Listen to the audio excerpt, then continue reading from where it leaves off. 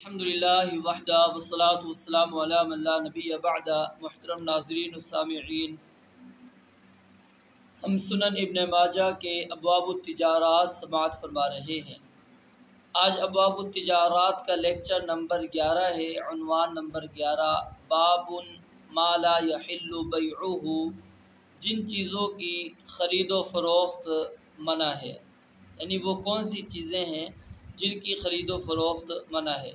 تو یاد رکھیے، جن چیزوں کا بیچنا ممنوع ہے اس سے حاصل ہونے والی کمائی بھی حرام ہے۔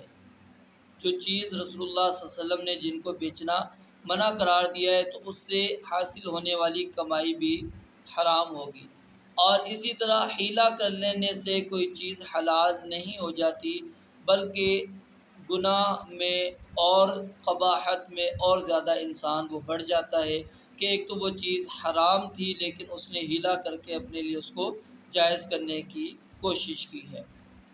حدیث نمبر 2167، حدثنا عیسی بن حماد المصری انبأنا اللیث بن سعد عن یزید بن ابی حبیب انہ قال قال عطاء بن ابی رباح سمعت جابر بن عبد اللہ يقول قال رسول الله صلى الله عليه وسلم عام الفتح وهو بمكة إن الله ورسوله حرم بيع الخمر والميتة والخنزير والأصنام، فقيل له عند ذلك يا رسول الله صلى الله عليه وسلم أرأيت شحوم الميتة فإنه يدهن بها السفن ويدهن بها الجلود ويستصبح بها الناس، قال لا هن حرام، ثم قال رسول الله صلى الله عليه وسلم قاتل الله اليهود إن الله حرم عليهم الشحوم فأجملوه ثم باعوه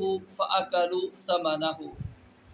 جابر بن عبداللہ رضی اللہ تعالیٰ عنہ سے روایت ہے کہ رسول اللہ صلی اللہ علیہ وسلم نے فتح مکہ کے سال مکہ میں ارشاد فرمایا، اللہ تعالیٰ نے اور اس کے رسول نے شراب، مردار، خنزیر اور بتوں کی فروخت حرام کر دی ہے۔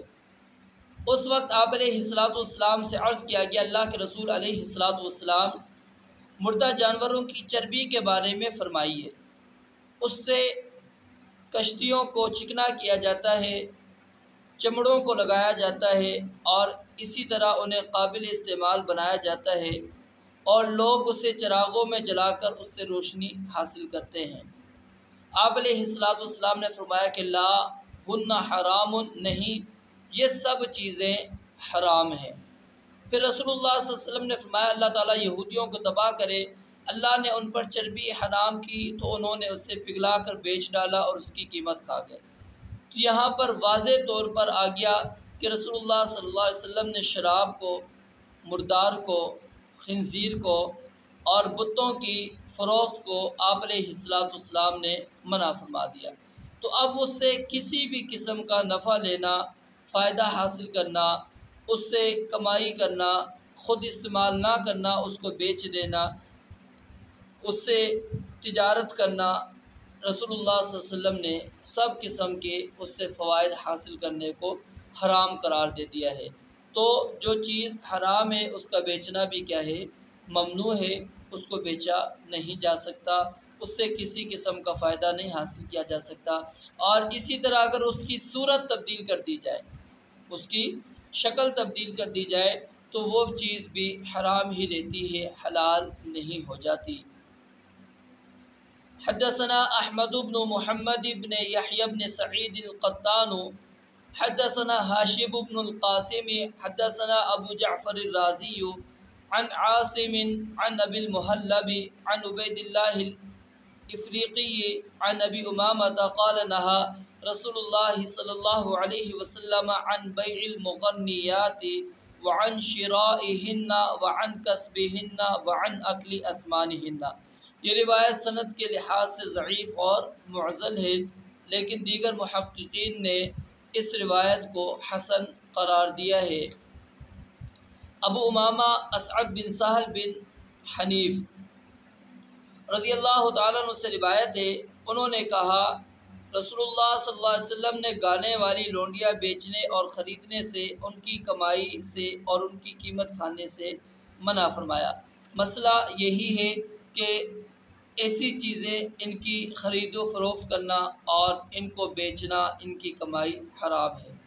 अरब के अंदर, जाहिलियत के अंदर गाना बजाना वो मायूब समझते थे, तो इस काम के लिए मुअज़्ज़ज़ जो ख़वातीन होती थी उनसे परहेज़ करके वो लोग लौंडियों को इस काम के लिए इस्तेमाल करते थे, और फिर उसके ज़रिए से इस्मत फरोशी भी हुआ करती थी और फिर उससे कमाई का ज़रिया भी हुआ करता था। तो इसलिए रसूलुल्लाह सल्लल्लाहु अलैहि वसल्लम ने इससे मना फरमा दिया।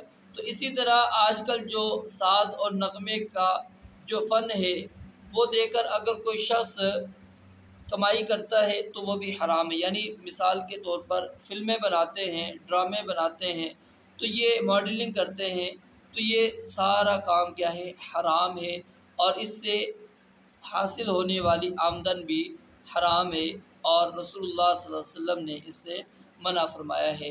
अल्लाह रब्बुल आलमीन से दुआ है रब्बुल आलमीन समझने और अमल करने की तौफीक अता फरमाए। व आखिर दावाना अनिल हम्दुलिल्लाहि रब्बिल आलमीन।